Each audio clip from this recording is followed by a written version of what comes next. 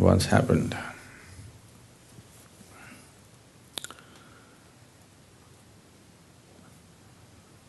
Gautama, the Buddha, you heard of him? Yes. Everybody heard of Gautama?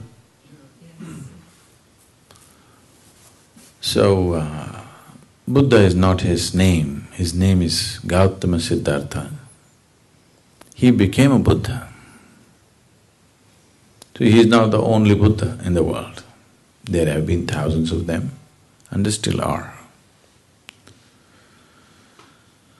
So Gautama was sitting in a large congregation of people one morning, an early morning, earlier than this, okay? A man arrived and stood there in the shadows. This man is a great devotee. He is a devotee of Rama. You heard of Rama? Not Rami, Rama. Rama is one of the most popular deities in India. If you do not already know this, in India we have 36 million gods and goddesses. It's a very rich country.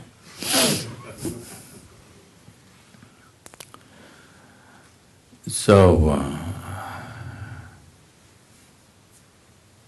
he is a great devotee of Rama. The devotees in India, not now and not everybody, but those who take this seriously, they will not utter any other word than the name of God that they believe in. So if they want you to come, they'll say Ram Ram. If they want you to go, Ram Ram. If they want something, Ram Ram. No other word but Ram. Their clothes are all printed Ram Ram, they utter only Ram Ram, they live Ram Ram. They devoted their whole life to God. You are smart, you are not like that. You kept God like insurance. Just in case something goes wrong, I have also paid my premium. Everything that you need to do, you do it yourself. You kept God like insurance. You're smart. But this man invested his whole life in God, total. Age is passing away, little doubt has come. Are there people here who don't believe in God? Nobody? No leftists? No? Only one? Okay. What's your name? John. Only John? Nobody else? I have doubts.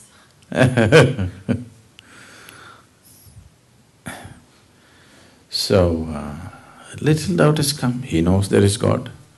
Just a little doubt. Suppose there is no God.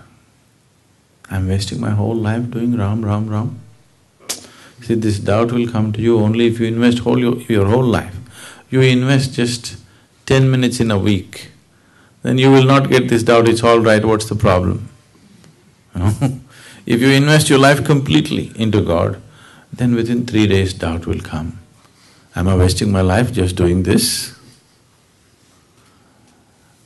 And there are other people who don't believe. See, look at this John, he doesn't believe. For him also sun comes up in the morning, for him also flowers blossom, from him also life happens. Looks like he's having a better time than me. It's a little doubt, he knows there is God, just a little doubt. Now there is an enlightened being here, he wants to confirm. But after being a well-known devotee for a long time, because he did not just go to the temple, he built many temples. At this stage in his life, how to ask whether there is God or not now? So he came early morning, stood in the shadows there and asked this inevitable question, is there God? Gautama looked at the man and gave a clear, emphatic no. Here this large congregation of disciples, this has always been a struggle in their mind, is there God or no God, is there God or no God? Oof! One big relief. Whenever they ask such a question to Gautama, he just becomes silent, he doesn't say anything. For the first time he gave a clear answer, no God. Joy spread across the congregation. Just the struggle, is there God or no God, is over. The enlightened one has declared there is no God. The message spread across the town. Through the day, celebrations happened because just imagine the freedom of it. No God means nobody sitting up there keeping accounts of what you did and what you did not do to punish you, burn you in hell or do this or that. Life is completely yours.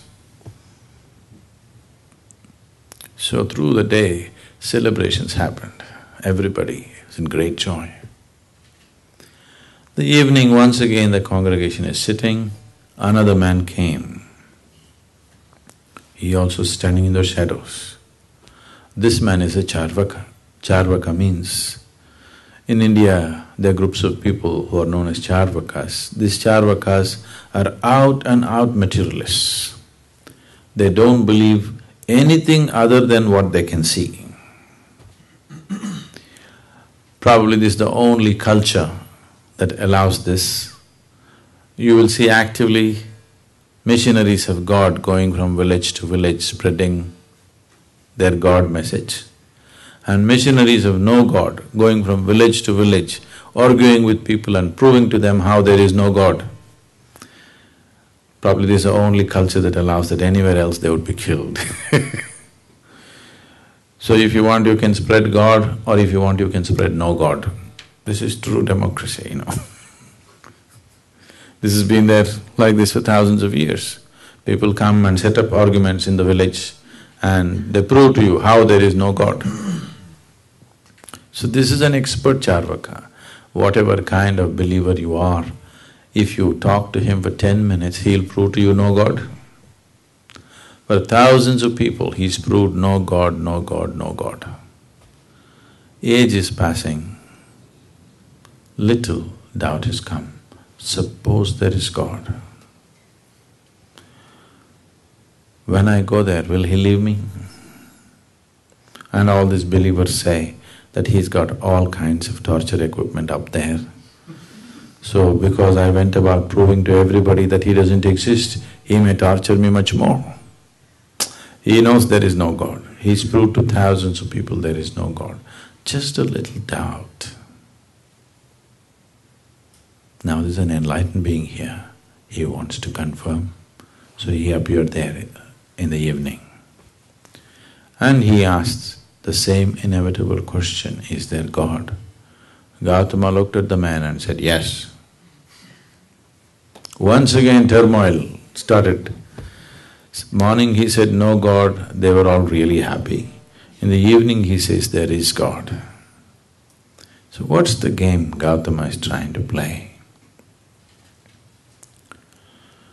See, if you believe there is God, or if you believe there is no God, you're in the same boat. You believe something that you do not know.